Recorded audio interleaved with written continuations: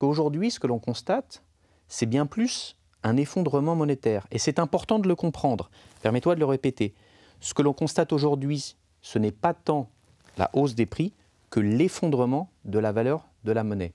Vous avez beaucoup de commentateurs qui parlent de l'effondrement monétaire, qui prophétisent un effondrement monétaire qui arriverait dans un futur plus ou moins proche. Mais l'effondrement monétaire, on a les deux pieds dedans aujourd'hui.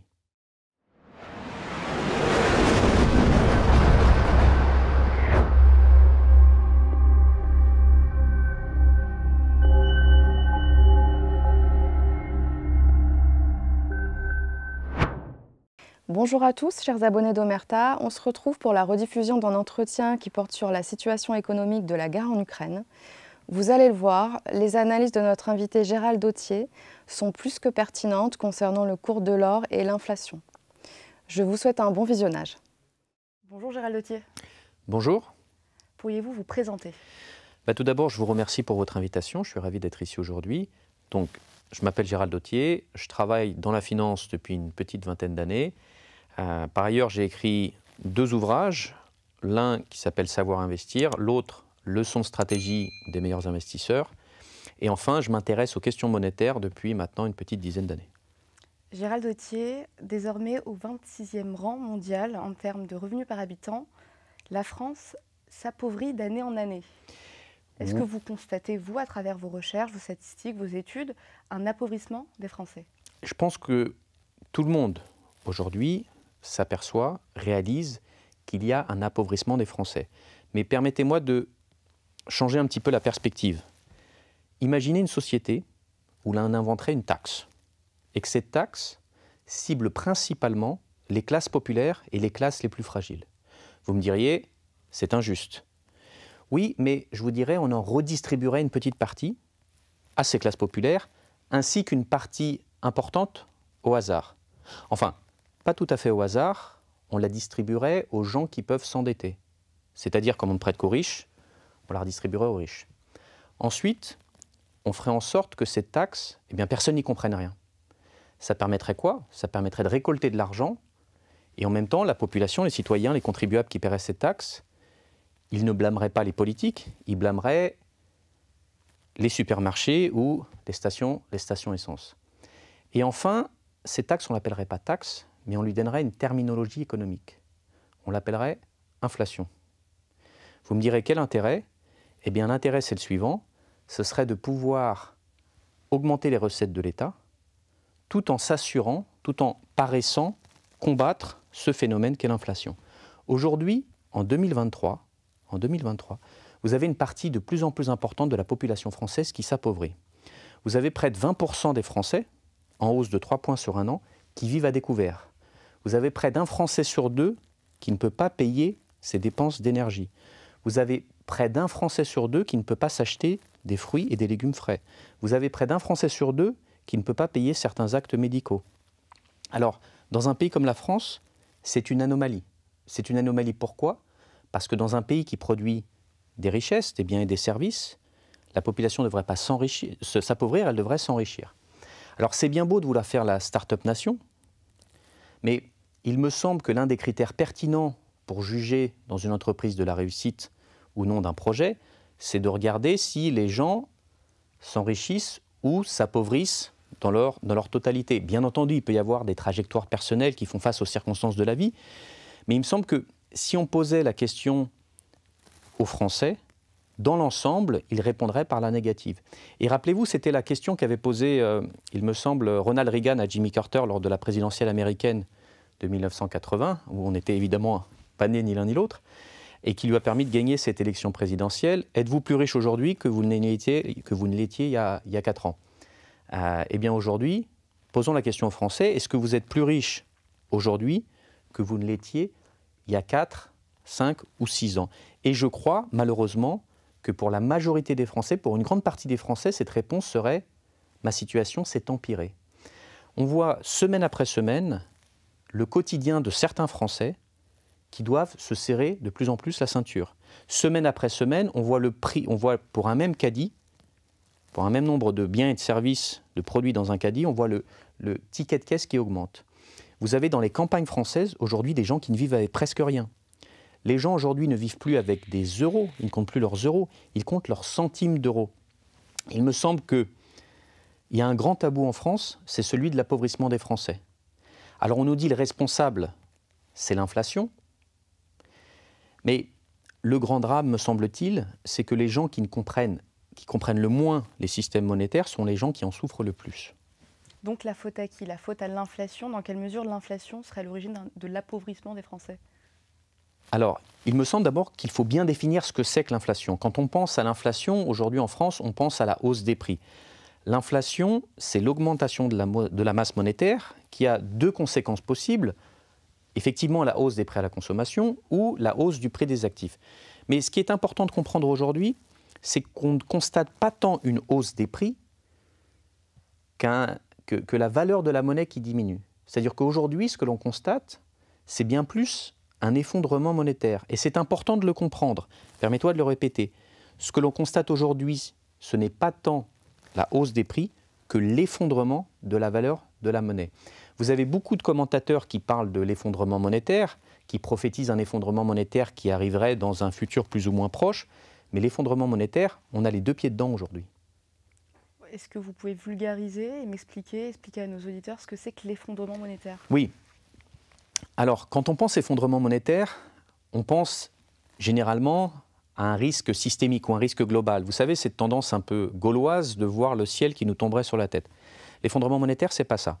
L'effondrement monétaire, c'est pas se réveiller un beau matin, aller voir la caissière avec son billet de 20 € et que la caissière vous réponde « Désolé madame, désolé monsieur, votre billet ne vaut plus rien ». L'effondrement monétaire, c'est un phénomène relativement lent, qui peut s'avérer relativement lent à se mettre en place. Ça peut prendre des années, voire des décennies. Si vous prenez le cas de l'Argentine, où le pesos, la monnaie, a perdu 98% de sa valeur quand même au cours des 10-15 dernières années, ça ne s'est pas fait du jour au lendemain. Ensuite, pendant un phénomène d'effondrement monétaire, vous pouvez même rencontrer des gens qui s'enrichissent. En Argentine, pendant cette période, vous avez énormément de gens qui ont perdu de l'argent, qui sont appauvris, mais vous en avez certains aussi qui se sont enrichis. L'effondrement monétaire, si vous voulez, c'est quelque chose qui participe au creusement des inégalités. Mais ce n'est absolument pas une dystopie à la Mad Max où vous allez sortir armé jusqu'aux dents de chez vous pour faire votre plein d'essence. L'effondrement monétaire, ce n'est pas ça. Quel lien de causalité entre inflation et effondrement monétaire? En peu de mots, c'est la même chose. Inflation, c'est effondrement. L'inflation, lorsqu'elle est trop importante, ça revient au même que l'effondrement monétaire. On entend parler aussi d'une future monnaie éventuelle à court, moyen, long terme, des BRICS, qui pourrait entraîner un effondrement monétaire. Est-ce que vous pouvez m'en dire un peu plus? Oui, alors il y a beaucoup de spéculations au sujet de cette future monnaie des BRICS qui viendrait concurrencer ou signer, certains disent signer la fin du dollar. Alors l'intention est louable parce qu'effectivement quand on parle de cette monnaie des BRICS, c'est une monnaie qui reposerait à la fois sur l'or et certains disent sur des terres, ce qui n'est pas le cas ni de l'euro ni de l'art depuis 1971. Mais il faut faire attention à ce que l'on dit. J'ai entendu au printemps dernier Jacques Attali, qui est quand même quelqu'un d'écouté, qui prophétisait la fin du dollar pour l'été 2023. C'est absolument n'importe quoi. Vous connaissez peut-être cette loi, la loi de Brandolini, vous savez, qui dit que cela prend plus d'énergie de réfuter une connerie que de la produire. C'est pour ça qu'il y a beaucoup de conneries qui ne sont pas réfutées, et notamment sur Internet. Alors permettez-moi, si vous me laissez quelques instants, d'expliquer pourquoi cette monnaie, cette future monnaie des BRICS, elle ne verra pas le jour tout de suite, et même si elle voit le jour, il y a quand même des obstacles assez importants à ce qu'elle devienne un concurrent pour le dollar. Ça fait 20 ans qu'on en parle de cette monnaie des BRICS. Ça fait pas mal de temps qu'on en parle, effectivement. Le premier obstacle, c'est de savoir qui est-ce qui va dicter les règles de cette nouvelle monnaie commune des BRICS. En euro, dans la zone euro, vous le savez, l'économie qui dicte les règles, qui est l'économie la plus importante, c'est l'Allemagne. D'ailleurs, le siège de la Banque centrale européenne est à Francfort. Qui dicterait les règles pour cette nouvelle monnaie des BRICS? En théorie, ça devrait être la Chine. Pourquoi? Parce que l'économie chinoise, aujourd'hui, c'est 20 000 milliards de dollars. Alors que l'économie totale des BRICS, en incluant les nouveaux membres, c'est 30 000 milliards de dollars. Par ailleurs, je pense qu'on aurait, si c'est la Chine, de fortes réticences de l'Inde. Pourquoi? Parce que toute la politique internationale de l'Inde, qui se voit comme un rival de la Chine, consiste justement à contenir la Chine. C'est le premier obstacle. Le deuxième obstacle est celui de la souveraineté monétaire. Si vous faites une monnaie commune avec tous ces pays, tous les pays des BRICS, ça veut dire aussi que vous allez avoir une monnaie commune avec des pays dont la gestion monétaire est hasardeuse. Je vous ai pris l'exemple de l'Argentine. Le moins qu'on puisse dire, c'est que la gestion monétaire argentine n'était pas vraiment stricte.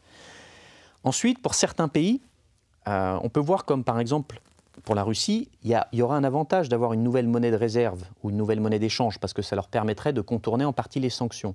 Mais pour un pays comme le Brésil ou comme pour l'Inde, il y aurait des bénéfices relativement limités à pousser pour cette nouvelle monnaie commune. Le troisième point, le troisième obstacle, c'est peut-être le plus important, c'est pour avoir une monnaie de réserve et une monnaie d'échange, il ne suffit pas d'être basé sur l'or, il faut surtout être indépendant du pouvoir politique. Ce qui est le cas aujourd'hui du dollar. Indépendant du pouvoir politique, qu'est-ce que ça veut dire? Ça veut dire un cadre juridique des investissements stable, ça veut dire une liberté de circulation des capitaux, ça veut dire une liberté de conversion des devises, et ça veut dire un système financier ouvert, transparent et diversifié. Aujourd'hui, vous avez des contrôles de change au Brésil, en Russie, en Inde et en Chine. Est-ce que vous aimeriez mettre votre argent dans un pays sans savoir quand vous pourriez le retirer? Absolument pas. D'ailleurs, on le voit bien, la Russie, aujourd'hui, a exporté sur le premier semestre 2023 plus de 30 milliards de dollars de pétrole à l'Inde. Cet argent est en roupies sur des comptes bancaires indiens et les Russes ne peuvent pas, les exportateurs russes ne peuvent pas le rapatrier. Pourquoi? Parce que la roupie indienne n'est que partiellement convertible. Enfin, vous aurez remarqué que lors du dernier sommet des BRICS, le communiqué final fait mention de l'arrivée des nouveaux membres qui étaient l'Argentine, l'Éthiopie, l'Arabie Saoudite, exactement, l'Arabie Saoudite, etc., mais ne parle absolument pas de l'émergence d'une future monnaie commune. Encore une fois, le yuan aujourd'hui, c'est 5% des échanges mondiaux. Le dollar, c'est 85% des échanges mondiaux. Alors si cette nouvelle monnaie des BRICS arrive, et peut-être qu'elle arrivera, je ne pense pas qu'elle soit, à court ou à moyen terme, un concurrent pour le dollar. Un vrai concurrent pour le dollar, ça serait une monnaie qui soit certainement pas une monnaie fiduciaire et qui soit complètement indépendante du pouvoir politique. Revenons sur l'effondrement monétaire. Gérald Dauthier, comment est-ce qu'il peut se manifester? Alors l'effondrement monétaire, on va peut-être aussi le présenter un peu autrement. L'effondrement monétaire, il faut le comprendre comme la lente érosion du pouvoir d'achat des Français ou comme l'appauvrissement progressif des Français. Il existe des manifestations. On peut voir des manifestations économiques, par exemple. Il y a 20-30 ans, un 50 mètres carrés, un appartement de 50 mètres carrés à Paris, ça valait 125 000 euros. Aujourd'hui, un 50 mètres carrés à Paris, c'est 600 000 euros. Je prends Paris comme exemple, mais l'évolution est peu ou prou la même dans toutes les villes de France. Mais c'est une dynamique qui n'est pas normale, selon vous, d'avoir un prix de 1 000 euros le mètre carré il y a 20 ans et 20 ans plus tard, d'avoir une revalorisation de ce prix au mètre carré? C'est pas que ce soit pas normal ou normal, il pourrait effectivement y avoir des effets de hausse de la demande et ou de réduction de l'offre, évidemment. Mais dans le cas présent, le principal catalyseur de cette hausse, c'est la création monétaire. Un autre exemple une autre manifestation de l'effondrement monétaire, c'est le fait qu'une personne au SMIC, il y a 30 ans, pouvait devenir propriétaire en France. Aujourd'hui, ce n'est plus possible. Par ailleurs, je peux aussi vous donner une manifestation sociale de l'effondrement monétaire, c'est le mouvement des Gilets jaunes. Qu'est-ce que c'est que le mouvement des Gilets jaunes, si ce n'est une révolte contre un appauvrissement, c'est-à-dire contre le fait que de nouvelles taxes sur le carburant leur laissaient presque plus rien, un reste à vivre ridicule. L'effondrement monétaire, c'est ça. L'effondrement monétaire, on a les deux pieds dedans aujourd'hui. Gérald Dauthier, comment est-ce que vous expliquez que la valeur de la monnaie, là on parle de l'euro, s'effondre?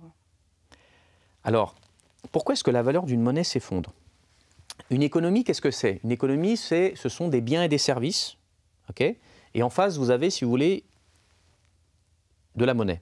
Okay, lorsqu'on augmente la masse monétaire, on va appeler ça la masse monétaire, par rapport au nombre de biens et de services qui sont créés par cette économie, vous avez un effondrement plus ou moins rapide de la monnaie. Est-ce que vous vous rappelez vos cours d'économie au lycée? Oui. Qu'est-ce que c'est qu'un prix? C'est la rencontre entre l'offre et la demande. Absolument. Alors on va essayer de schématiser et un peu de simplifier tout ça. Imaginons que vous ayez un certain nombre de pommes, okay, une offre de pommes. De l'autre côté, vous avez des acheteurs de pommes, une demande de pommes. Bon. Si la demande, donc si le nombre d'acheteurs de pommes augmente, okay, et peu importe que ce soit un acheteur avec plus d'argent ou plusieurs acheteurs, ben, vous êtes bien d'accord que l'ajustement va se faire sur le prix. Donc si l'offre est identique et qu'il y a plus de demandes, le prix des pommes augmente. Mais que je dise que le prix des pommes en monnaie, donc le prix des pommes en euros, augmente, ou que je dise que le prix de la monnaie en pommes diminue, c'est strictement la même chose. Sauf que dans le deuxième cas, on est un peu plus précis. Eh bien, de manière analogue, on va remplacer les pommes par l'ensemble des biens et des services, c'est-à-dire l'économie. Ben, si vous avez plus de création monétaire que de production de biens et de services, l'ajustement se fait sur les prix. Et c'est bien la même chose de dire que on a le prix des biens et des services qui augmente en euros, ou de dire qu'on a la valeur de l'euro qui s'effondre en biens et en services. Aujourd'hui, l'effondrement monétaire, c'est ça. Et d'ailleurs, pour tout vous dire, il y a consensus chez les économistes, que ce soit John Maynard Keynes, qui est le créateur, l'instigateur, si vous voulez, de ces politiques inflationnistes. Qu'est-ce qu'il dit? Il dit, par un processus continu d'inflation, le gouvernement peut secrètement et sans être observé confisquer une partie de la richesse de ses citoyens. C'est quand même clair. Et de l'autre côté, son adversaire idéologique, qui s'appelle Ludwig von Mises, qui était l'un des figures de proue de l'école autrichienne d'économie, qu'est-ce qu'il dit? Lorsque le gouvernement augmente le nombre d'unités monétaires, il le fait contre les classes populaires et contre les classes moyennes. Et le drame, c'est que ces gens ne le savent pas. Gérald Dauthier, expliquez-moi. On est en 2010, début des années 2010, la Banque Centrale Européenne met en place le quantitative easing. Donc, grosso modo, faire fonctionner la planche à billets pour soutenir l'inflation, parce qu'on avait besoin d'inflation.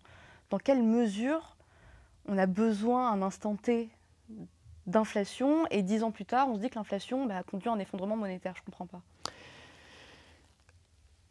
Alors, effectivement, il y a eu un très grand nombre de plans de relance ou de programmes massifs de soutien à l'économie, ou on peut appeler ça, comme vous le dites très bien, des assouplissements quantitatifs, voilà, je l'ai bien dit. Mais ce n'est pas parce qu'on va redistribuer une partie de ce qu'on a pris à des gens qu'on fait une politique, quelque chose de bien. Je continue sur ma lancée. Qu'est-ce que disait le prix Nobel d'économie Frédéric Hayek? Il n'est pas raisonnable de croire que le gouvernement a intérêt à nous donner, à nous citoyens, de la bonne monnaie. Donc maintenant, il suffit de constater les choses. Constatons les choses. Aujourd'hui, cette création monétaire a provoqué un effondrement monétaire, un effondrement de la valeur de la monnaie par rapport aux biens. Il suffit encore une fois d'aller dans les campagnes françaises ou même dans les villes, vous voyez bien que les gens s'en sortent plus. Et ce n'est pas la feuille Excel d'un fonctionnaire de la Banque Centrale Européenne à Francfort qui changera quelque chose. Qu'il aille voir lui-même, s'il regarde cette vidéo, dans les campagnes françaises et qu'il voit que les gens, effectivement, aujourd'hui, comptent leurs centimes d'euros. Dans un pays comme la France, je le répète, ce n'est pas normal. Et si on croit que l'impression monétaire, l'impression de billets de banque réduit la pauvreté, alors autant croire que l'impression de diplôme réduit la stupidité. Gérald Dauthier, aux États-Unis également, la Fed a mis en place des politiques de quantitative easing. Est-ce que vous ressentez les mêmes impacts sur ce potentiel effondrement monétaire, sur l'inflation, etc., etc. Ou est-ce que c'est une spécificité française, européenne?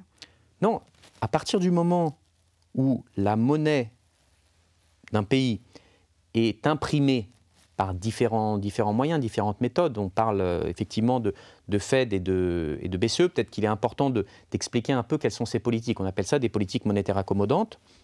Quelles sont-elles? La modification des taux d'intérêt, la modification des ratios de réserve, les opérations d'open market. On peut prendre comme exemple aussi l'achat d'obligations souveraines sur les marchés. Ça, c'est ce qu'on appelle des politiques monétaires accommodantes ou des politiques monétaires laxistes. Mais nous, on va appeler ça de faire fonctionner la planche à billets, si vous voulez, pour simplifier. Ces politiques ont été mises en place, vous l'avez très bien dit, à la fois aux États-Unis et à la fois en Europe. Rappelez-vous ce que je vous ai dit. Qu'est-ce que c'est que l'effondrement monétaire ou l'appauvrissement des Français? C'est à partir du moment où on crée plus de monnaie qu'on ne produit de biens et de services. Alors bien entendu, autant en Europe et aux États-Unis, on va produire des biens et des services. On est dans une économie qui produit des biens et des services. Mais la question est une question si vous voulez, de rapidité à laquelle on produit ses biens et ses services. Effectivement, les conséquences ne seront pas les mêmes dans un pays comme les États-Unis ou dans un pays ou dans une zone comme la zone euro. Mais ceci étant dit, effectivement, aujourd'hui, aux États-Unis, on ressent aussi cet appauvrissement. Les gens s'appauvrissent. Les gens peuvent de moins en moins acheter des biens de première nécessité. Et c'est ça qui est scandaleux. Pourquoi ces politiques accommodantes, déjà, est-ce qu'elles sont appréciées par les opérateurs de marché, par les salles de marché? D'une manière générale, les financiers apprécient effectivement les politiques monétaires accommodantes. On pourrait citer plusieurs raisons, mais celle qui me paraît être la plus visible ou la plus importante, c'est le fait que quand vous imprimez, quand vous ouvrez le robinet du crédit, il y a de l'argent qui va se déverser. Et cet argent, il doit bien aller quelque part. Tout à l'heure, on disait que le prix des biens immobiliers devait augmenter. Eh bien, c'est pareil pour les marchés actions. Lorsque vous avez de l'argent qui arrive sur les marchés actions, vous savez que le prix des actions va augmenter. Voilà. Pourquoi? Parce qu'il y a de l'argent frais, et cet argent frais, il doit bien aller quelque part. Bon nombre d'observateurs et d'hommes politiques expliquent que l'inflation, le niveau élevé d'inflation, est intrinsèquement lié aux événements géopolitiques, notamment, là, très récemment, le conflit russo-ukrainien. Qu'est-ce que vous en pensez? Alors oui, quand on nous présente l'inflation, on présente souvent l'inflation comme étant un peu un mauvais génie qui sortirait de la lampe d'Aladin et contre lequel on ne pourrait rien faire. Et effectivement, j'ai vu, durant le premier semestre de cette année, Bruno Le Maire, le ministre de l'économie, dire que les causes principales de l'inflation, c'était des causes externes ou des causes géopolitiques. Ou en d'autres termes, l'inflation, c'est Poutine. Ça, c'est la bonne raison. Maintenant, vous le savez, il y a toujours deux explications, une bonne et une vraie. Maintenant, la vraie raison.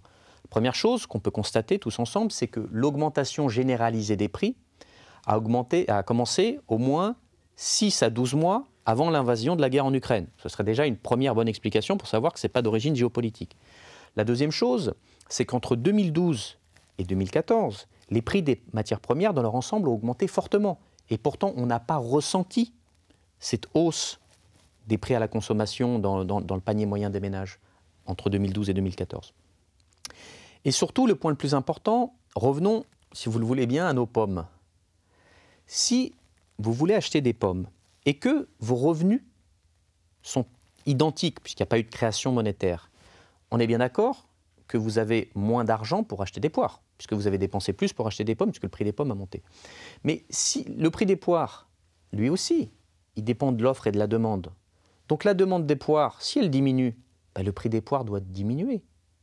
Donc si on a une hausse généralisée de tous les prix, c'est bien qu'on est en face d'un phénomène strictement monétaire. Et c'est d'ailleurs ce que disait Milton Friedman, exactement ce que disait Milton Friedman. Qui est Milton Friedman? C'est le père de l'école monétariste, en fait, de ceux qui ont étudié le plus la monnaie. Il disait la hausse généralisée des prix, donc ce que l'on constate aujourd'hui, est en tout temps et en tout lieu plus de monnaie en circulation par rapport à la production. On y est. Qui sont les responsables? Qui sont les responsables de l'inflation? Oui. Vous vous rappelez ce que disait Arthur Conan Doyle, le créateur de Sherlock Holmes? À qui profite le crime? Eh bien, si on y regarde de plus près, aujourd'hui, c'est l'État qui bénéficie le plus de ces politiques de création monétaire. L'État en bénéficie à 3 titres. Le premier titre, vous serez d'accord avec moi, lorsque les prix augmentent, les impôts qui sont liés au prix vont augmenter. Par exemple, si le prix de n'importe quel objet augmente, le prix de la TVA, qui est une fraction de cet objet, va augmenter. Donc les recettes de l'État augmentent. C'est la même réflexion pour l'impôt sur les sociétés et la même réflexion pour les droits de mutation ou d'autres types d'impôts. Donc la première chose, c'est que lorsque les prix à la consommation augmentent, les recettes de l'État augmentent. Mais de l'autre côté, qu'est-ce que vous avez? Vous avez les dépenses. Lorsque la première des dépenses de l'État, c'est ce qu'on appelle le service de la dette. Donc c'est-à-dire rembourser les intérêts d'emprunt ainsi que le capital de la dette que l'État a émis il y a quelques années. La duration moyenne d'une obligation souveraine, c'est 7 ans. Mais si l'État a emprunté 100 milliards d'euros il y a 7 ans et doit rembourser 100 milliards d'euros aujourd'hui, puisque la valeur de la monnaie s'est effondrée, l'État va moins rembourser. On appelle ça monétiser la dette. Donc le premier point, c'est l'augmentation des recettes. Le deuxième point, c'est la réduction des dépenses. Mais surtout, et de manière un peu plus insidieuse, Que disent les citoyens lorsqu'ils s'appauvrissent? Que fait l'État? Donc on va créer artificiellement une demande pour plus d'État. Et que va faire l'État? L'État, il va intervenir. Et comment est-ce qu'il va intervenir? En faisant ce qu'il sait faire, la seule chose qu'il sait faire, c'est plus de dépenses, et donc une politique encore plus inflationniste avec de la création monétaire. En fait, on crée une demande artificielle d'État. L'État adore l'inflation. Il adore l'inflation, pourquoi? Plus de recettes, moins de dépenses, et d'une certaine manière, s'assurer de la docilité des citoyens. Mais les gens ont du mal à comprendre que l'État souhaite les appauvrir. Vous connaissez ce qu'on appelle la dissonance cognitive. C'est le refus de voir les réalités lorsqu'elles contreviennent à des croyances préétablies. On est exactement dans ce cas-là avec l'État. Mais est-ce le rôle de l'État d'enrichir les Français? Si vous voulez mon avis, ce n'est pas le rôle de l'État d'enrichir les Français. Déjà, si c'était son rôle, je ne suis pas certain qu'il le remplirait correctement. Comme vous le savez, la mission régalienne par excellence, c'est d'assurer la sécurité des Français. L'État a le monopole de la violence légitime. Et on ne peut pas dire aujourd'hui qu'il s'en sort très bien, ne serait-ce qu'avec cette première mission. Mais par contre, le rôle de l'État, ça ne devrait pas être non plus d'appauvrir les Français. Aujourd'hui, l'État, en menant des politiques inflationnistes, a une responsabilité claire et démontrable dans l'appauvrissement des Français. On voit que l'inflation commence à se réduire. Si vous deviez faire un peu de prospective, à quoi s'attendre ces prochaines années? Alors l'inflation ne se réduit pas, elle ralentit. Ce n'est pas tout à fait la même chose. Si une personne a pris 20 kilos en 2022, 15 kilos en 2023 et 5 kilos, qu'elle va prendre 5 kilos en 2024, vous n'allez pas dire qu'elle perd du poids. C'est exactement la même chose pour l'inflation. La hausse des prix qui a eu lieu ces dernières années, elle va rester avec nous. Il va falloir l'encaisser, si vous voulez. C'est-à-dire que l'appauvrissement, il va rester. Ça, c'est la première chose. On ne règle pas une politique inflationniste, c'est-à-dire une politique de création monétaire, avec une politique déflationniste. Pour régler une politique inflationniste, ce qu'il faudrait faire, c'est, théoriquement, réduire le périmètre de l'État. Pourquoi? Parce que l'État, aujourd'hui, a un déficit budgétaire chronique qui est financé par une politique inflationniste. Et ce n'est pas la direction dans laquelle nous allons. Pourquoi? Parce qu'aujourd'hui, vous avez énormément de gens qui ont du mal à s'acheter des biens immobiliers ou même à s'acheter une voiture. Et à mon avis, si vous voulez un pronostic, ce qui va se passer sur l'année 2024, c'est très certainement une réduction d'abord des taux de la Fed, puis des taux de la BCE, qui auront pour conséquence la possibilité pour ces gens-là de pouvoir s'endetter et de pouvoir relancer le marché immobilier. Mais qu'est-ce qu'on est en train de faire quand on fait ça? On remet une pièce dans la machine inflationniste. Donc ma conclusion, en conclusion, si vous voulez, je suis assez pessimiste sur l'avenir. Je pense qu'on va vers un effondrement très important de la monnaie. Je pense qu'on va vers un appauvrissement des Français. Et je pense que d'une manière générale, on va vers une disparition totale des classes moyennes. Aucune société, aucune civilisation ne s'est préservée sur le long terme en menant des politiques inflationnistes. Et enfin, il va falloir, pour toutes les personnes qui nous regardent, commencer à réfléchir à des solutions si l'effondrement monétaire continue de se manifester. On parle souvent de l'or, il n'y a pas que l'or, mais ça me rappelle quelque chose. Vous savez, en 2008, vous avez un groupe d'archéologues qui a trouvé des pièces d'or qui dataient de l'Empire byzantin. Ces pièces d'or, elles valaient autant, voire plus, qu'elles ne valent aujourd'hui.